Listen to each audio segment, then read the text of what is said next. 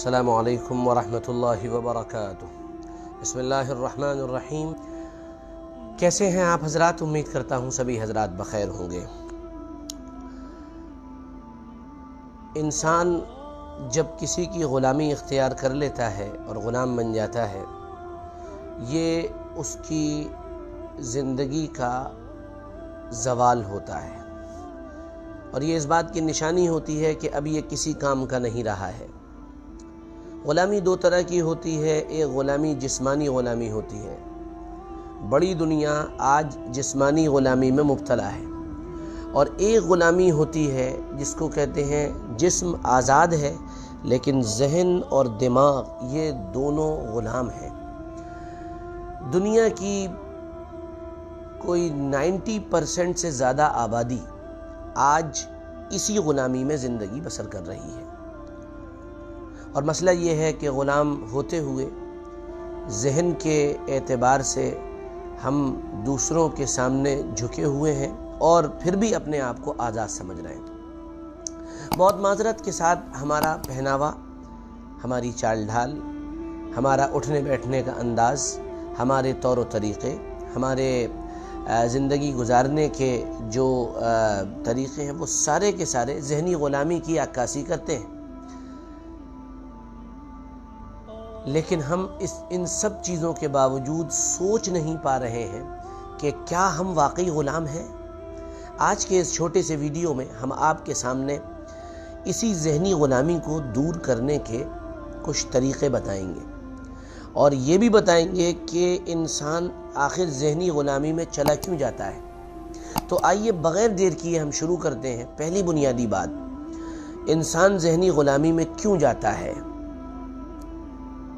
انسان کے ذہنی غلامی میں جانے کی بنیادی وجہ ہوتی ہے کہ اس کے اندر خود اعتمادی کی کمی ہوتی ہے، اور یاد رکھیے خود اعتمادی کی کمی اکثر ان لوگوں میں ہوتی ہے جن میں خدا اعتمادی کم ہوتی ہے۔ جو اللہ کی ذات عالی پر اعتماد کم کرتے ہیں تو وہ اپنے اوپر بھی اعتماد کم کر پاتے ہیں۔ جو لوگ اللہ کی ذات پر اعتماد اور یقین رکھتے ہیں تو وہ خود اپنے اوپر بھی اعتماد اور یقین رکھنے لگتے ہیں، کیونکہ وہ یہ جانتے ہیں کہ میں تو کچھ کر نہیں پاؤں گا، کرنے والی ذات تنہا اللہ کی ہے۔ تو یہ پہلی چیز ہوتی ہے۔ اب اگر ذہنی غلامی سے نکلنا ہے تو ہم کو اپنے اندر خدا اعتمادی اور خود اعتمادی دونوں پیدا کرنی پڑیں گی۔ نمبر 2، دوسری بنیادی بات، ہم اکثر ذہنی غلامی میں اس لیے مبتلا ہوتے ہیں کہ ہم دوسروں کو دیکھتے ہیں کہ وہ ایسا پہنتے ہیں، ایسا اوڑھتے ہیں، اس طرح سے رہتے ہیں، ان کا لائف سٹائل یہ ہے، ان کے جینے کا انداز یہ ہے، وہ یہ کھاتے ہیں، وہ اس طرح سے بیٹھ جاتے ہیں، وہ ٹیڑھے ہو جاتے ہیں، وہ ہاتھ یوں کر لیتے ہیں۔ اگر ہم نے ایسا نہیں کیا تو آج کے دور میں لوگ کیا کہیں گے، معاشرہ کیا کہے گا، لوگ کیا کہیں گے، یہ بہت بڑی ایک کامیاب انسان کی یا انسان کی کامیابی میں سب سے بڑی رکاوٹ میری نگاہ میں یہی ہے کہ لوگ کیا کہیں گے۔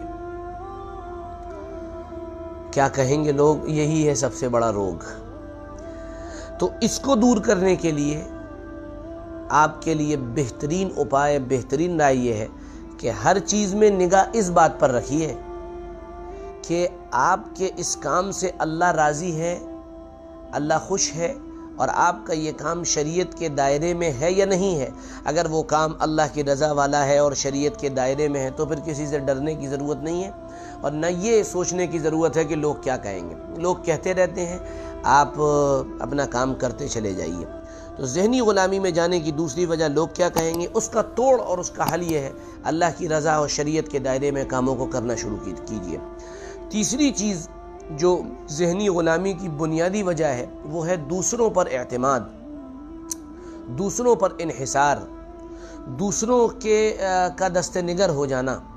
یعنی جب آپ دوسروں پر ڈیپینڈ ہو جاتے ہیں، چاہے وہ کھانے پینے میں ہو، چاہے پھر وہ سوچ و فکر میں ہو، چاہے وہ لکھنے پڑھنے میں ہو، تو پھر یاد رکھیے آپ ذہنی غلامی میں چلے جاتے ہیں، اور بڑی دنیا اسی ذہنی غلامی میں زندگی بسر کر رہی ہے۔ پڑھنے کی لائن سے دیکھ لیجئے، آپ مطالعے کی لائن سے دیکھ لیجئے، ریڈنگ کی لائن سے دیکھ لیجئے، ان کو کبھی آپ اگر صحیح بات بتانے جائیں گے تو وہ موجودہ دور کے اندر جو کچھ لکھا جا رہا ہے چاہے وہ جھوٹ ہو، موجودہ دور کے اندر جو کچھ لکھا جا رہا ہے چاہے وہ فریب ہو، موجودہ دور کے اندر جو لکھا جا رہا ہے چاہے وہ دھوکہ ہو، سب کچھ کے باوجود وہ آپ کی بات ماننے کو تیار نہیں ہوگا۔ یہ بنیاد اس کی ہے کہ وہ دوسروں پر ڈیپینڈ ہے، وہ دوسروں پر منحصر ہے، کہ وہ جب تک اپنی بات کو سمجھ نہیں لے گا اور اپنے دائرے میں سمجھ نہیں لے گا، وہ کسی کام کو لے کر آگے بڑھنے والا نہیں بنے گا۔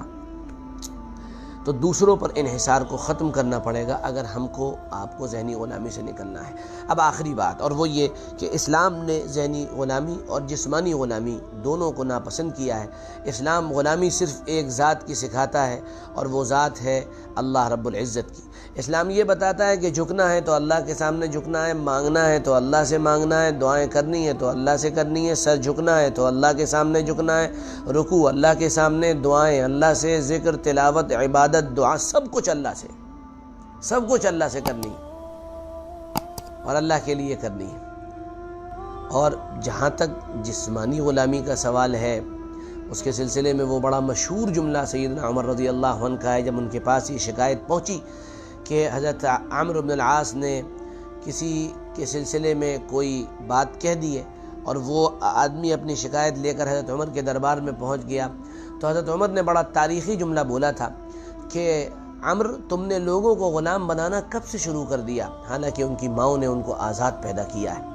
تو اسلام اس آزادی کا تصور دیتا ہے، اور جتنی آزادی دنیا میں اسلام نے دی ہے، دنیا میں کسی جگہ کسی مذہب کے اندر نہیں ملی ہے۔ وقت کا بادشاہ امیر المومنین کھڑا ہوتا ہے بات کرنے کے لیے، اور برمنہ مجمع سے کھڑے ہو کر ایک آدمی اس کو ٹوک دیتا ہے۔